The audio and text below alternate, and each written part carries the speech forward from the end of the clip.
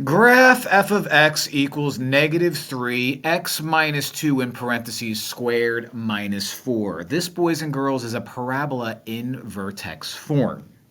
All right? Now, vertex form gives me a couple things. Okay, first things first. What I know is vertex form looks like this. A times x minus h squared plus k, where my vertex is hk. So why don't I identify the fact that if I have negative h is negative 2, positive h is positive 2, and if k is negative 4, then k is negative 4. And so my vertex is 2, negative 4. What I also know is that if I were to plug in some points to the left or to the right, because I'm not going to have a lot of space here, I'm going to be honest. That negative 3 means it opens downward.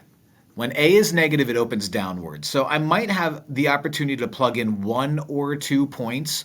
So what I know is since you are my middle, if I can find out what happens at 3, that tells me exactly what happens at 1.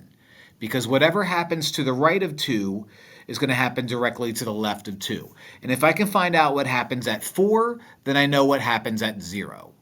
Okay, so why don't I do that? Why don't I find out what happens at 3? Why don't I find out what f of 3 is? Okay, so f of 3 is going to be negative 3 times 3 minus 2 squared minus 4. So negative 3 times 1 squared minus 4. 1 squared is 1, negative 3 times 1 is negative 3, and negative 3 minus 4 is negative 7. So I'm not going to have any more space to make more points after I do this. If I plug in regular 3 and get negative 7, that puts a dot there. That means when I go to 1, I'm also going to get negative 7. And this makes sense. The larger the digit in front, or that A is, the skinnier my graph is going to be. So I don't have a lot of space for this. So I'm drawing this out to the best of my ability. Please comment how good that looks. But that's it. That's my parabola. There's not much more I can do with it. It's not the prettiest thing in the world, but that's the answer.